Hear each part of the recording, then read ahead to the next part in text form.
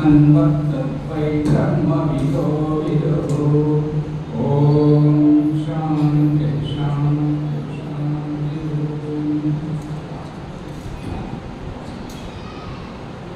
आदरणीय अध्यक्षుల వారు మరియు పండితవర్గము, ఇందూరు ఆర్య సమాజం యొక్క హిందుత్వం అంటే విద్వత్త కళ ఒట్టిపడేటట్టుగా సొంత ప్రయత్నంగా చేస్తుంది. ఇక్కడి నుండి ప్రతిభావంతులు బయటకు వస్తారు. ఆ రకంగా చేస్తున్నటువంటి ఆ కళాకారులకు వారి బృందానికి అందరికీ తెలియజేస్తూ ఆరోగ్యాలు మార్చేస్తుంది. ఇవాళ విషయం ఏంటంటే అగ్నిహోత్ర సాక్షాత్కారం. అగ్నిహోత్ర సాక్షాత్కారం అంటే అగ్నిహోత్రంలో ఏముంది? 4 కర్రలను ఒకరికేసి ఇంకా నిప్పు పెట్టేసి ఓం స్వాహ పూజనీయ ప్రభు వైదిక ధర్మకి జయ, ఇంత మాత్రమే కాదు, దీని వెనుక చాలా లోతైనటువంటి రహస్యం ఉంది. అందు గురించి ఇవాళ అగ్నిహోత్రము మన ముందు పెట్టినటువంటి కొన్ని ఇంగ్లీష్లో అయితే పజిల్స్ అంటారు, తెలుగులో అంటారు. ఏంటంటే విషయాన్ని వివరించి దాన్ని ఇందులో సారాంశాన్ని చెప్పమని. అగ్నిహోత్రంలో అగ్ని అంటే ఏంటి? అగ్నిహోత్రంలో అగ్ని అంటే ఏంటి? అంతకంటే ముందు ఆచరణలో 4వ అభిప్రాయం, యజ్ఞోపవీతంలో 4వ కోడు, యజ్ఞపుణ్యంలో 4 కోణాల యొక్క అభిప్రాయం, సమిధాదానంలో 4వ సమిధ, జల ప్రసేచనంలో 3 దిశలు స్పష్టంగా ఉన్నాయి. 4వ దిశ ఎందుకు నలుమూలలా తిరుగుతుంది?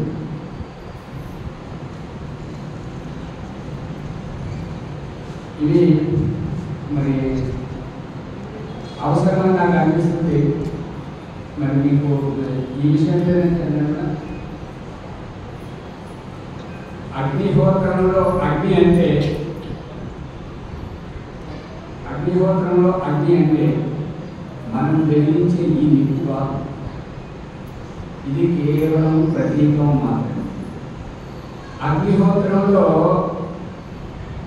అగ్నిహోత్రంలో నేను రాలేకపోతున్నాను,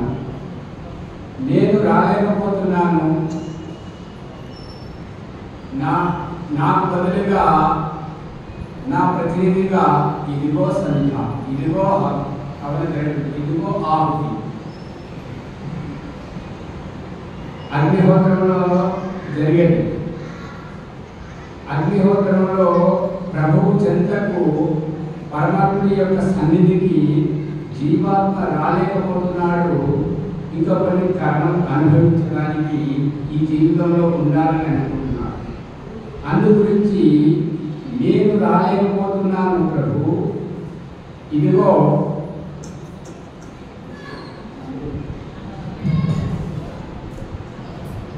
హవన ద్రవ్యం, ఇది నాకు ప్రతినిధిగా నేను పంపిస్తున్నాను. ఈ అగ్నిహోత్రం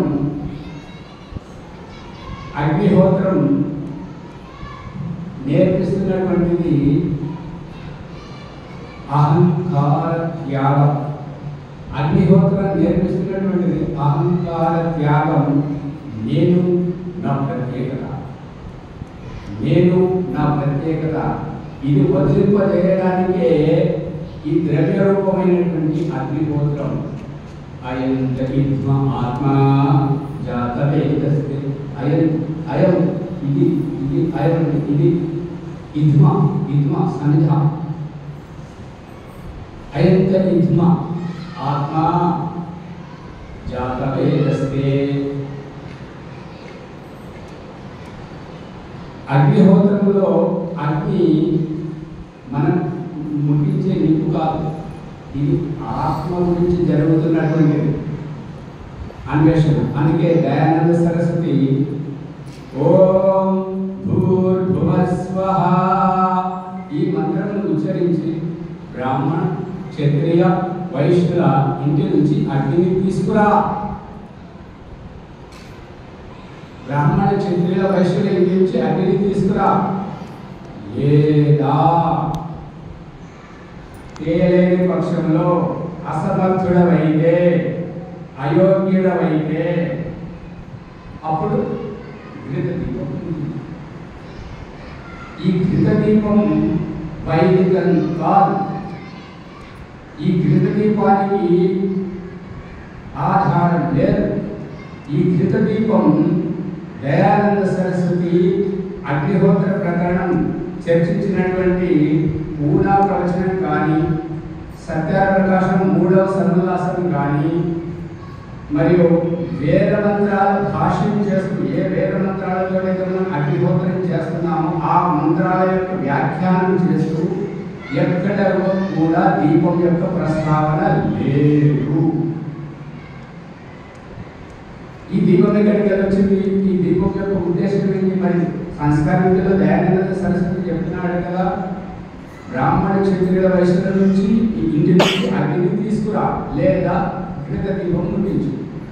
ఇది అలంకారిక భాష. అలంకారంలో ఏముంటుంది అంటే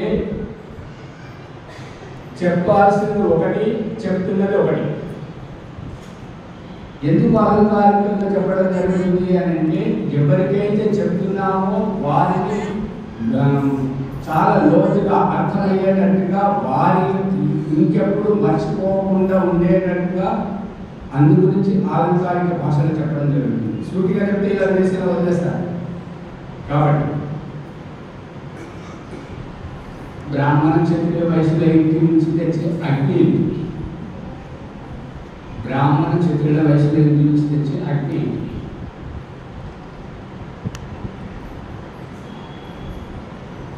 వివాహమైన తర్వాత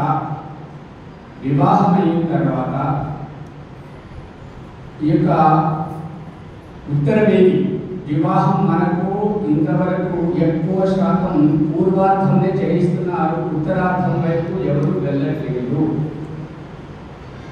ఎవరో ఉత్తమోత్తములు మాత్రమే వెళ్తున్నారు. వివాహ సంస్కారం సగమే చేస్తున్నారు, ఇంకొక సగం చేయట్లేదు.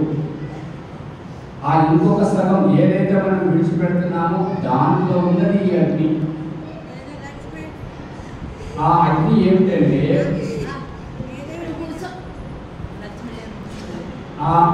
ఏమిటంటే, వివాహం పూర్తయిన తర్వాత, వివాహం ఎప్పుడు మొదలు పెట్టాలి అంటే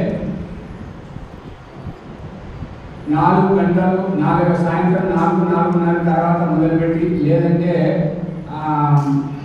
3-3:30 మొదలుపెట్టి సూర్యాస్తమయం అయ్యే లోపల వివాహం అయిపోవాలి. సూర్యాస్తమయం అయ్యే లోపల వివాహం అయిపోవాలి. వివాహం యొక్క పరిపూర్ణత, పూర్వార్థం యొక్క పరిపూర్ణత సూర్యదర్శనం చేయాలి. కాబట్టి సూర్యోదయం కంటే ముందు వివాహం అయిపోవాలి. వివాహం అయిన తర్వాత సూర్యుడు అస్తమించి చుక్కలు కనబడే వరకు విశ్రాంతి తీసుకోవాలి. ఆ తర్వాత 7-7:30 ఆ ప్రాంతంలో ఉత్తర వీధిని మొదలుపెట్టి 10 గంటల వరకు పూర్తి చేయాలి. 10 గంటల వరకు పూర్తి చేసిన తర్వాత ఈ యొక్క ఆ 10 గంటల వరకు ఏం చేయాల్సి వస్తుంది అంటే, దీంట్లో అగ్నిహోత్రం ఉంటుంది, 4 సమిధానాలు ఉంటుంది. ఎక్కడ లేదు 4 సమిధానాలు ఈ ఉత్తర వేది నుండే మొదలవుతుంటాయి. ఈ ఉత్తర వేదిలో చూపించడం జరిగింది 4 సమిధానాలు. మనకు 4 మంత్రాలు 3 సమిధానాలు తెలుసు, కానీ ఈ ఉత్తర వేదిలో ఉన్నటువంటి మీరు పౌరోహిత్యం చేస్తున్న వారు, ఈ అగ్నిహోత్రం పట్ల ఆసక్తి గలవారు, సత్యాప్రకాశం 4వ సన్నులాసం మరియు సంస్కార విధిని తీసుకొని వస్తే నేను ఈ యొక్క అగ్నిహోత్రం 4 సంధ్యాదానాల తర్వాత ఈ యొక్క స్త్రీ పురుషుల యొక్క వాళ్ళ భార్యాభర్తల యొక్క ఒప్పందం ప్రతిజ్ఞలు అవి అయిపోయిన తర్వాత అరుంధతి దర్శనం ధ్రువ దర్శనం అయిన తర్వాత అగ్నిహోత్రంలో అన్నం వండించి ఆకులు ఇచ్చిన తర్వాత అందరూ భోజనం చేస్తారు. ఎక్కడ వాళ్ళని అక్కడ సాగనంపిన తర్వాత 10 గంటల వరకు కార్యక్రమం అయిపోతుంది. 10 గంటల నుండి మధ్యరాత్రి వరకు గర్భాధారణ చేస్తారు. మధ్యరాత్రి ప్రతిబంధం పెట్టారు. ఎందుకు మధ్యరాత్రి అంటే ఏ రోజైతే వివాహం అయిపోతుందో ఆ రోజే పూర్వార్థం ఉత్తరార్థం రెండూ అయిపోవాలి. ఆ తర్వాత మధ్యరాత్రి తర్వాత ఏమవుతుందని ఉదయం రెండవ రోజు ప్రారంభమవుతుంది.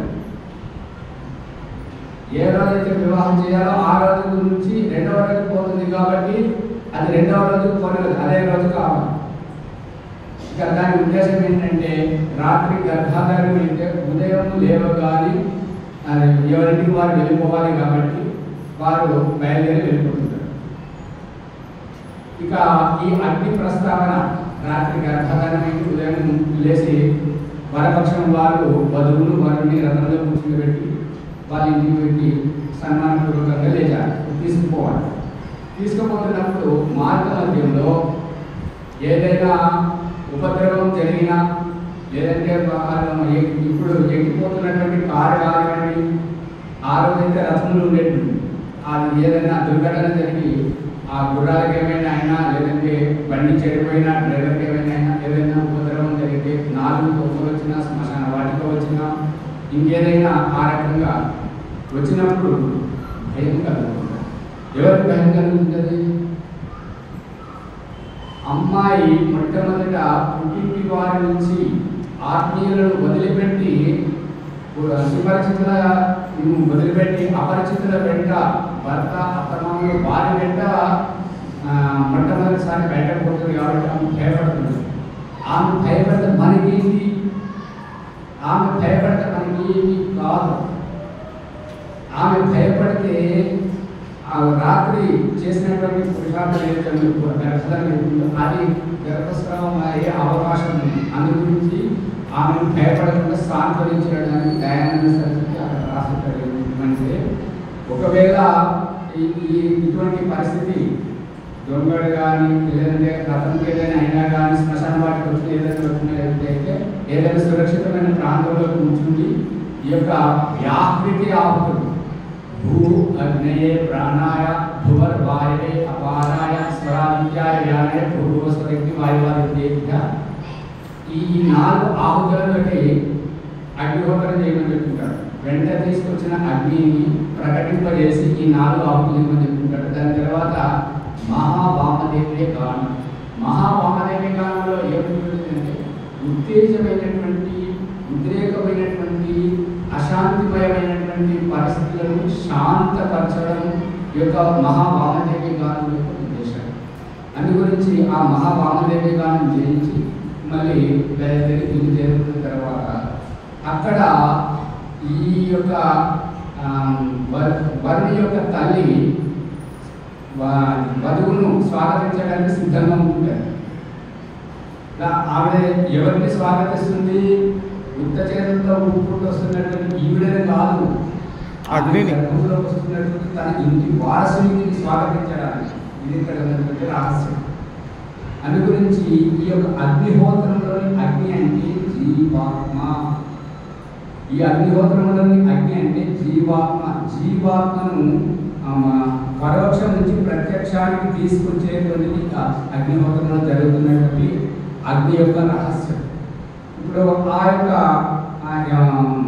స్వాగత విధిని ఏ రకంగా చెప్తున్నాడంటే దయానంద సరస్వతి ఎవరైనా కుల శ్రేష్ఠులైనటువంటి బ్రాహ్మణురాలు కానీ ఎవరైనా పుత్రవతి అయినటువంటి ఆవిడ స్త్రీ కానీ లేదంటే ఎవరో అందుబాటులో విద్వాంసురాలైనటువంటి వారు అటువంటి వాళ్ళు ఎవరు లేకపోతే మన కులంలో ఎవరైతే గొప్పగా గుర్తించబడుతున్నారో వారిని ముందుగా వెళ్ళి ఆ వధువు చేయబట్టుకొని వధువుతో పాటు వధువును కూడా దించి ఆ యొక్క ఇంటి మండపానికి తీసుకురావాలని అక్కడ ఆ యొక్క గర్భంలో ఉన్నాడు. ఆ రకంగా ఇంటికి తీసుకొచ్చినటువంటి ఆ యొక్క బరువును యజ్ఞగుణం కూర్చోబెట్టి యజ్ఞం చేస్తుందని అయిపోతుంది.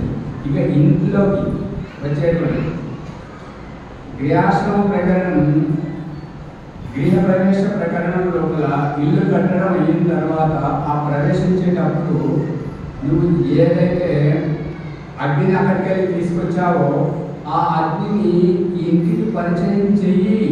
అందుకే అచ్యుతాయ భౌమాయ స్వాహ. నువ్వు ఆ అగ్నిని ఇక్కడ తీసుకొచ్చావు కదా, ఇక్కడ ఆహుతి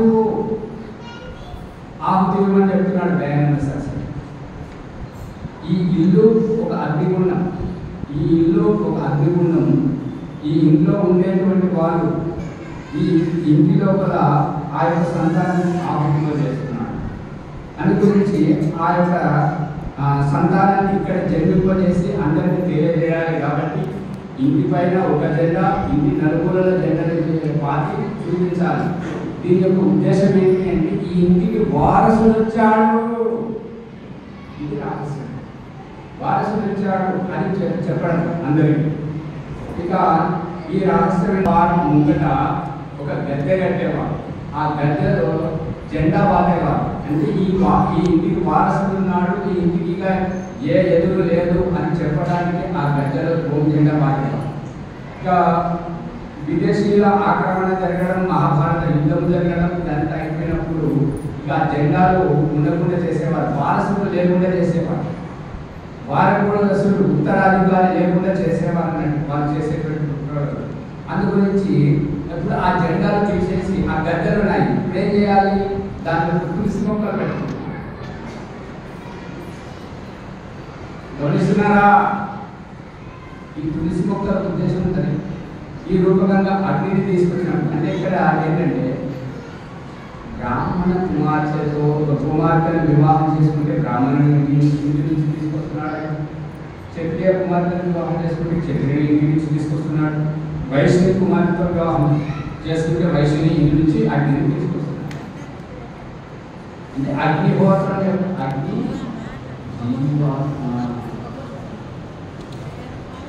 ఈ యొక్క నిప్పు కాదు. ఇక తీసుకొచ్చిన తర్వాత అగ్నిహోత్రం చేయడానికి కూర్చుంటే అయం ఇది చూపించుకుంటూ అయం ఇదిగో అయం అంటే ఇదిగో ఇది అయం షష్ఠీ విభక్తి అస్మత్ శబ్దం యొక్క షష్ఠీ విభక్తి ఏకవచనం తా అంటే దాని పూర్వరూపం మనకి పూర్ణ రూపం తే అని ఉన్నారు, కానీ ఇక్కడ తా ఉన్నది. ఎందుకంటే ఆత్మ అనే అకారం వస్తుంది కాబట్టి యచో అయవా యావహ అని చేసి అవాదశరి వకారానికి లోపమైన తర్వాత అక్కడ తాని ఉంటుంది. ఈ యొక్క అయంత ఇద్మ ఇది ఈ ఇద్మ ఈ యొక్క ఇంధనం ఆత్మ, ఇది ఆత్మ. జాతవేద శబ్దం అంటే శబ్ద కాస్తండి జని ప్రాదుర్భావే ధాతుతోటి జాత శబ్దం ఏర్పడుతుంది. ఆ జాత శబ్దాన్ని వేద జో ఉత్పన్నమై ఉన్నటువంటి వారు నిన్ను తెలుసుకుంటారు. ఇది వేదంలో చెప్పినటువంటి రహస్యంలో దాన్ని మన పిండ సృష్టిలో చూపిస్తున్నటువంటిది ఏంటంటే తల్లి గర్భం నుంచి పుట్టినటువంటి శిశువుకు తల్లి ఎవరో తెలియదు, తండ్రి ఎవరో తెలియదు. అందుకని పుట్టినటువంటి శిశువు మొట్టమొదటి ఎవరు మొహం చూస్తాడు? తల్లి మొహం చూస్తాడా, తండ్రి మొహం చూస్తాడా? తండ్రి ముఖం.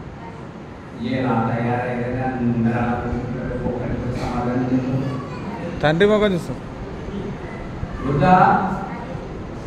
ఇష్టం లేదా? తండ్రి తల్లి మొహం చూస్తాడు.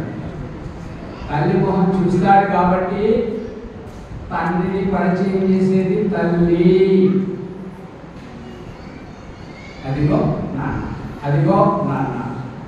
శిశువుకు ఎప్పుడెప్పుడు తండ్రి వస్తున్నప్పుడు ఆ ప్రతిబింబాన్ని చూపించి ఈమె చెవులో మంత్రం ఊదుతుంటుంది, హిప్నోటిజం చేస్తుంది. ఏంటి? అదిగో నాన్న. అక్కడ పుస్తకాలు ఇక్కడ చెప్తుంటే పట్టుకుంటున్నారా? జాత వేద, జాత పుట్టినటువంటి వాడు వేద తెలుసుకుంటున్నాడు తండ్రిని.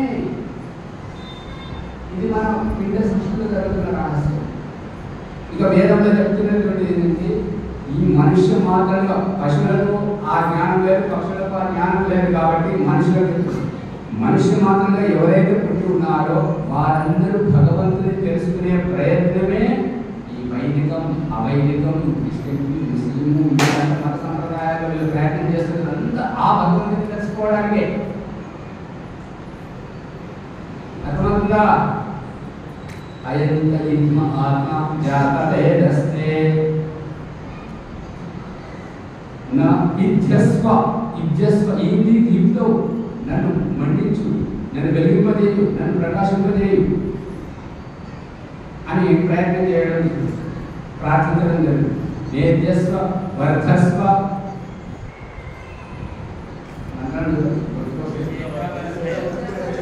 వర్ధయ వర్ధయ చేదస్స వర్ధ వర్ధయ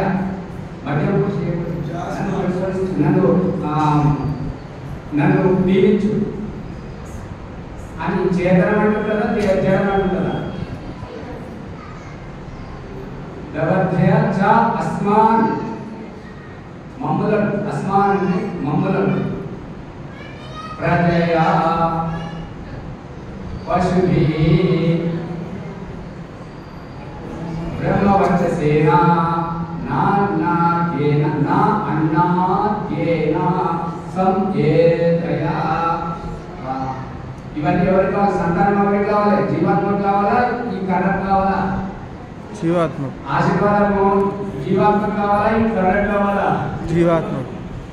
అంటే ఇక్కడ చెప్తున్నటువంటిది ఏంటి? అగ్నిహోత్రం యొక్క అగ్ని జీవాత్మ. అధ్యక్షుల వారు మరి వారికి ఎలా తెలిసిందో, మరి వారు కావాలని అంటున్నారో తెలియదు కానీ రాగానే అంటున్నారు. ఇక్కడ జీవాత్మ గురించి, పరమాత్మ గురించి, అగ్నిహోత్రం గురించి చెప్పండి. అందు గురించి ఈ అగ్నిహోత్రంలో అగ్నిని పట్టుకోండి. తర్వాత విషయం చేస్తాం. అగ్నిహోత్రంలో అగ్ని అంటే ఏంటి? ఆత్మ. ఆత్మ జీవాత్మ విషయం నడుస్తుంది. ఇక ఆచరణ నుంచి మొదలు పెట్టాలి. కానీ ముందు అగ్నిహోత్రంలో అగ్ని అన్నాం కాబట్టి అగ్ని దగ్గరికి. ఇంకా ఈ యొక్క ఆచరణలో 4వ కోణం ఏమి? మనకు అమృత ఉపస్తరణము అసి, అమృత అభిధానసి, అమృత అభిధానసి, సత్యం శ్రేతాం స్వాహ. ఈ 3 తెలుసు, కానీ 4వది ఏర్పడుతుంది. అదేంటి అంటే ఆత్మ కళ్యాణం. ఎవరైతే ఆచరణ చేస్తుంటారో వారికి కంఠంలో క్రమం లేకుండా ఉండడం, వారికి ఉద్విగ్నత శాంతించడం, వారు శాంతంగా ఉండడం 4వది. ఇక యజ్ఞోపవీతంలో ఇదైతే మీరు చెప్పాల్సింది. చెప్పకపోతే పాపం కలుగుతుంది. మీరు ఆటలు అన్నప్పుడు మీరు చెప్పకపోతే మీకు పాపం కలుగుతుంది. యజ్ఞోపవీతంలో 4వ కోపు చెప్పండి. మీరెంతమంది వాళ్ళు నేనంతమంది, నేను కూడా చెప్పాను. అవసరమేనా కాదా? అవసరమే. మనకి ఇంతవరకు తెలుసు 3 పోగులు, కానీ 4వది మూలధారం. 4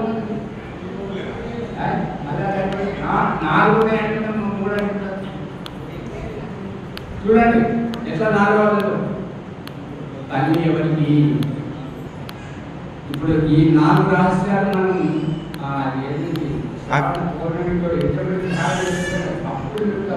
ఇప్పుడైతే 4వది మాత్రమే తెలుసు.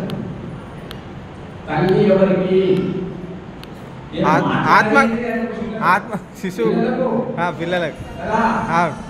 తండ్రి ఎవరికి? పిల్లలకి. గురువు ఎవరికి? పిల్లలకి. మరి 4వ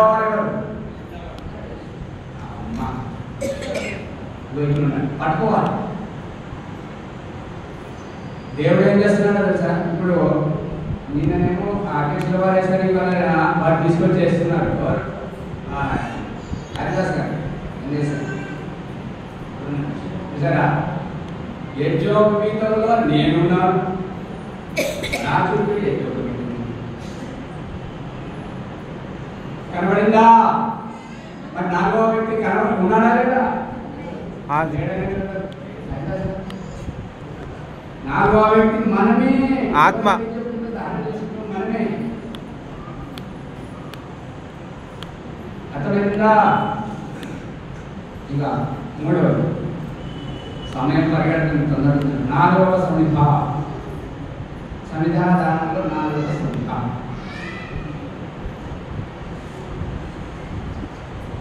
దేవుడు పిచ్చివాడా, దయానందుడు పిచ్చివాడా, మనం ఆ రహస్యాన్ని తెలుసుకోలేకపోతున్నాం. 403 సమిధాన్ని కూడా అవునా? అంటే మీకు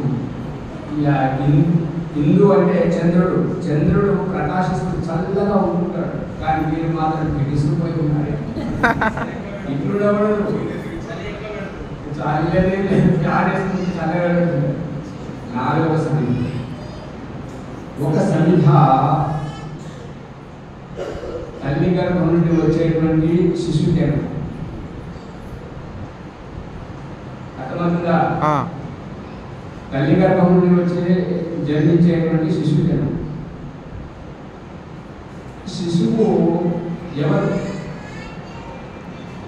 మగపిల్లలే శిశువులా, ఆడపిల్లలు కూడా శిశువులు? అందరు శిశువులే. ఆత్మ కదా. మరి ఈ రకంగా అవుతున్నప్పుడు అబ్బాయికి ఉపనయనం ఉంది, అమ్మాయికి ఉపనయనం ఉంది, అబ్బాయికి వేదరకం ఉంది, అమ్మాయికి వేదరకం ఉంది. ఇంతైతే తెలుసు కదా? తెలుసు.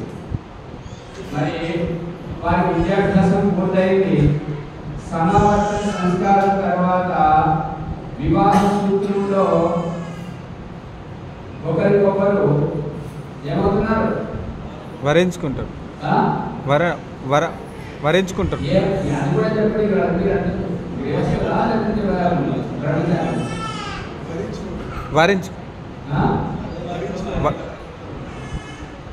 వరించుకుంటారు.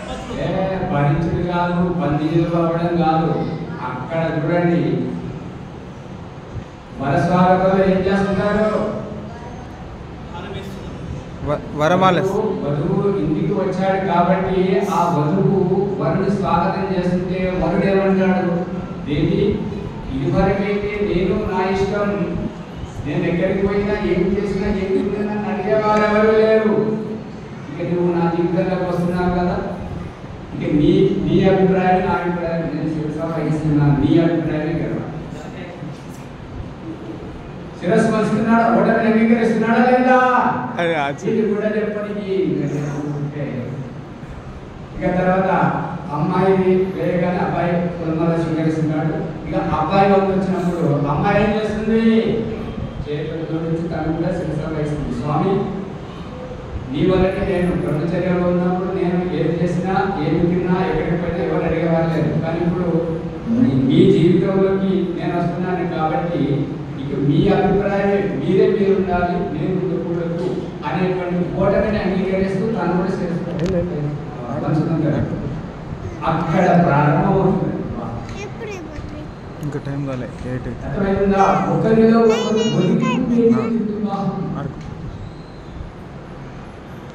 ఈ వివాహం ఒక నాటకం. వివాహానికి ఇదంతా ఒక నాటకమే. అసలైనటువంటి జీవితం, ధ్యాసం, కలిసి జీవించేటువంటిది నిజమైనటువంటి వ్యవహారం. అర్థమైంది కదా? అయితే కన్యాదానంలో, కన్యాదానంగాలో కన్యాదానాన్ని ఎవరైతే ఉచ్చరిస్తున్నారో వారు స్త్రీ జాతిని అవమానపరుస్తున్నటువంటి వారు, వారి మనుషులే కారణం కాదు. కన్యా ఆధారం, కన్యా ఆధారం, కన్యను ఒకరి చేతిలో పెట్టడం, ఆధారం చేయడం. అగ్నిహోత్రం చేసేటప్పుడు ఎంత శ్రద్ధ భక్తితో అయితే మనం ఆధారం చేస్తుంటామో, ఈ యొక్క అమ్మాయిని అబ్బాయి చేతుల మీదుగా వాళ్ళ తల్లిని వాళ్ళ కులగోత్రంలో ఆధారం చేయడం జరుగుతుంది. అర్థమవుతుందా? మరి అయంత యుద్ధం చదివినటువంటి వ్యక్తి, తల్లిగా పుట్టినటువంటి ఆ వ్యక్తి అయంత యుద్ధానికి సమిధను చూపిస్తున్నప్పుడు అమ్మాయి ఇంటి లోపల బాలమ్మ నాన్న కూడా కూర్చుని ఆ అమ్మాయి కూడా అయంత యుద్ధాన్ని మంత్రం చదువుతుందా లేదా? చదువుతుంటది. అయితే ఈ కన్యాదానంలో ఏమవుతుందంటే ఆ అమ్మాయి అబ్బాయి చేతిలోకి వాళ్ళు అమ్మాయి తల్లిదండ్రులు కానీ ఇక్కడ ఒక పాపం జరుగుతుంది, మహాఘోరం జరుగుతుంది. ఇది చేసిన వాళ్ళు నేను కూడా చెప్పాను మహా నరకాన్ని పడిపోతాను. 9 మాసాలు కనిపించిన కూతురికి ఒకవేళ దురదృష్టవశాత్తు తల్లి కానీ తండ్రి కానీ లేకపోతే కన్యాదానం చేయాలి. మేనమామ కనిపించిన వాళ్ళు చేయాలా? ముక్కు మొహం తెలియని ఎవరు వచ్చి కన్యాదానం మాట్లాడలేదు. మేనమామ చేస్తాడు. మనమే చేయాలి, తల్లియే చేయాలి, తండ్రే చేయాలి. వాళ్ళకే అధికారం ఉంది. మేనమామ కానీ వాళ్ళకి తెలియదు. వైదికం చెప్పేది తల్లి ఒకటున్నా సరే తండ్రి ఒకటున్నా సరే వాళ్ళు బిడ్డ వాళ్ళు కన్యాదానం చేయాలి. వేరే వాళ్ళు చేయడానికి అధికారం లేదు. ఆ కన్యాదానం చేసినప్పుడు ఈ యొక్క అప్పుడు పురుషుడు యజకులం అవుతున్నాడు, స్త్రీ అగ్ని అవుతుంది. స్త్రీ అగ్ని అవుతుంది, ఆధారం చేయడం జరుగుతుంది. పట్టుకున్నారా? ఇప్పుడు కన్యను ఆధారం చేసిన తర్వాత ఇప్పుడు ఆ వివాహం చేసుకున్నారు. వచ్చి ఇప్పుడు వాళ్ళ ఇంట్లో వాళ్ళు అగ్నిహోత్రం చేస్తున్నారు. చేస్తున్నప్పుడు ఈ పురోహితుని భాష ఏమంటున్నాడంటే అక్కడ చేయూతనివ్వాలి, సహకరించాలి, తోడుగా ఉండాలి, జీవితంలో ఒకరికొకరు తోడుగా ఉండాలి అనేటువంటిది రహస్యం. పురోహితుడు ఏం చెప్తున్నాడు? అవగాహన లేదు. చేయబట్టు నువ్వు కూడా అది చేయబట్టు పట్టుకున్నాను కానీ ఆవిడ ఎలా పట్టుకుంటుందంటే ఇట్లా పట్టుకుంటాడు. కుడి చేత ఆవు తీసుకుంటాడు, ఆమె ఇట్లా అడ్డం పెడుతుంటే చేయి పట్టుకోవాల్సింది ఏంటంటే ఈ రకంగా మరి తోడుగా ఇద్దరు చేతుల మీద నడిచేది అగ్నిహోత్రం. కాబట్టి అయంత ఆత్మ జాతవేదస్తే అనేటువంటి యజుర్వేదం.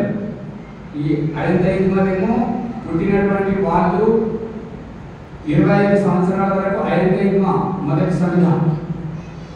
ఇక రెండవ సమిధ గురించి చెప్తున్నటువంటిది యజుర్వేదం 3వ అధ్యాయం మొదటి మంత్రం. ఏ మంత్రం? సమిధా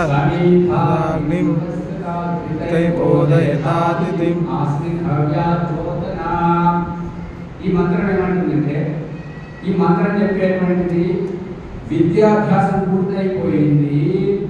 ఇక సమావర్తన సంస్కారం అయిన తర్వాత వివాహం కావాలి కాబట్టి ఒప్పందాలు జరుగుతున్నాయి. అబ్బాయి అమ్మాయి దగ్గరికి వచ్చి సమిధ ఓ దేవి, సమిధ ఓ దేవి, స్త్రీలింగ శబ్దం. సమిధ ఓ దేవి అగ్ని ద్వితీయ వ్యక్తి ఏమవచనం కర్మ. సమిధ అగ్ని అగ్ని అయినటువంటి నా యొక్క ఉద్దేశాన్ని అంటే పురుషుణ్ణి నన్ను నువ్వైతేనే ఏకీభవించి నన్ను సక్రియపరుస్తావని నాకు అనిపించింది. నా ఉద్దేశాన్ని నెరవేర్చినట్టు నువ్వే సరి అయినటువంటి అర్థాన్ని అనిపించింది. నేను నిన్ను చేపడతాను, మరి నీకు అంగీకారమేనా అని అమ్మాయిని అడుగుతాడు.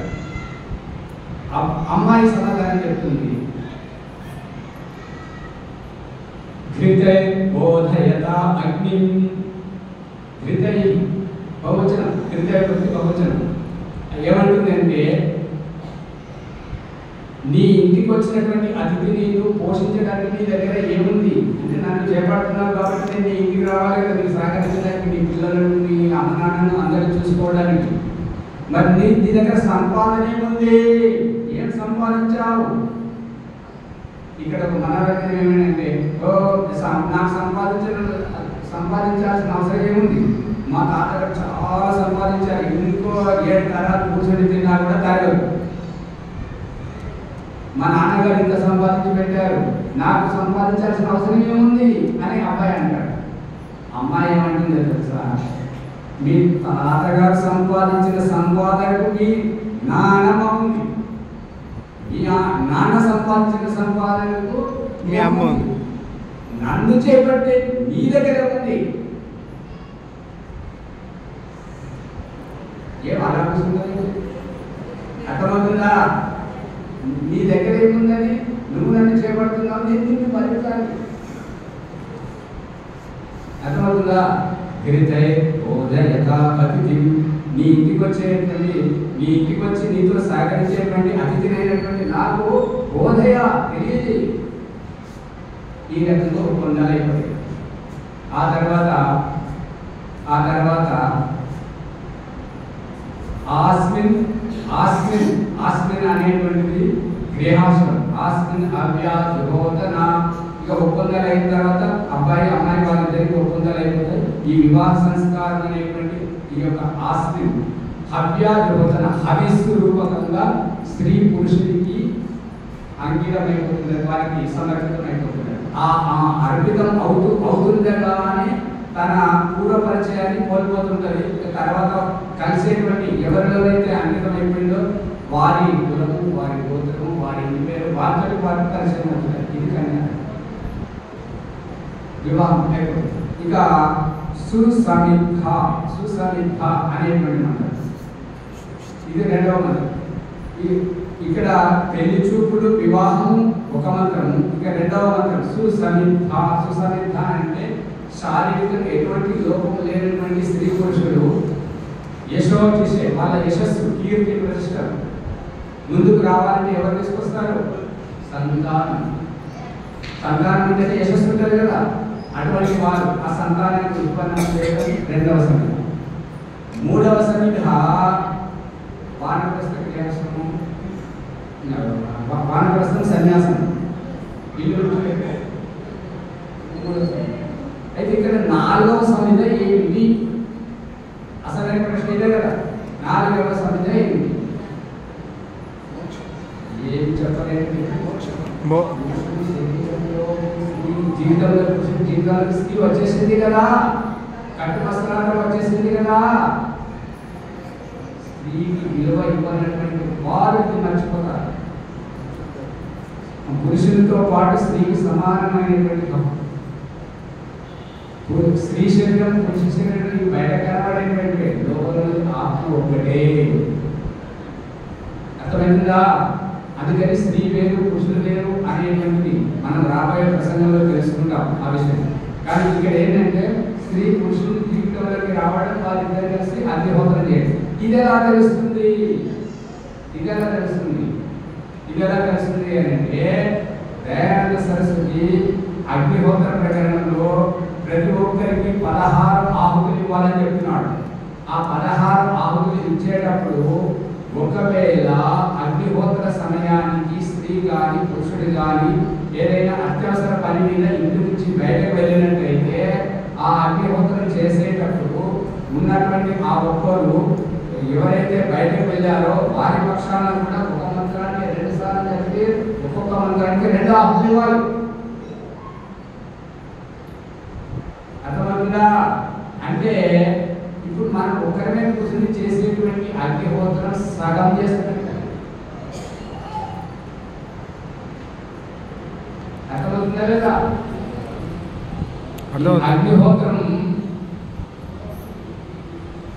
అగ్నిహోత్రంలో 4వ సమిధ అర్థమైందా? ఆత్మ, స్త్రీ యొక్క జన్మ, స్త్రీ యొక్క జీవితం. మరి ఇంకొకటి ఏంటి? జల ప్రసంచనం వచ్చేసింది, అగ్ని వచ్చేసింది. ఇక జల ప్రసంచనం మరి ఆ సమయం చెప్పంటారా? 8:15 వరకు.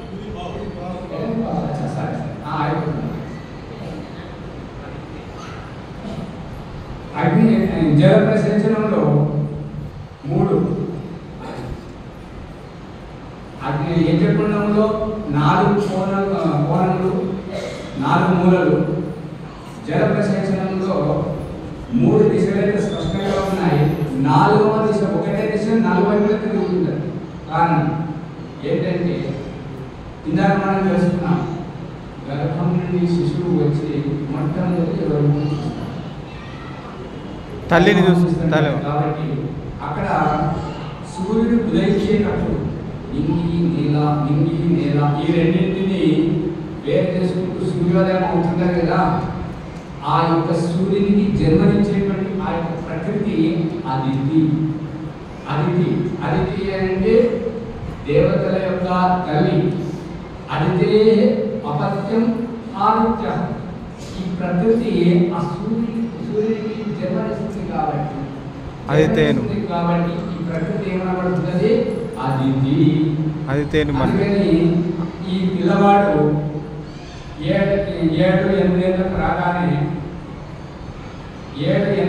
రాగానే తాత అడుగుతుంటాడన్నమాట. కోడని తాత అడుగుతుంటాడు. అంటే అమ్మాయి యొక్క తల్లి, పిల్లవాడి యొక్క తల్లిని తాత అడుగుతుంటాడు. ఏమనంటే అదిదే అనుమతించుదని నీ బిడ్డ ప్రయోజకుడు కావాలి అంటే, గొప్పవాడు కావాలి అంటే వేద విద్యను అభ్యసించాలి, గురుకులం పంపించాలి అన్నట్టు నీ అనుమతి లేకుండా ఎవరైనా చేయలేదు. అనుమతించమని చెప్పేసి తల్లి యొక్క స్వీకృతి తీసుకుంటున్నాడు ముందు. ఆ తర్వాత ఇది తూర్పు దిశలో మాత్రమే. తూర్పు దిశలో ఈశాన్య కోణం నుంచి ఆగ్నేయ కోణం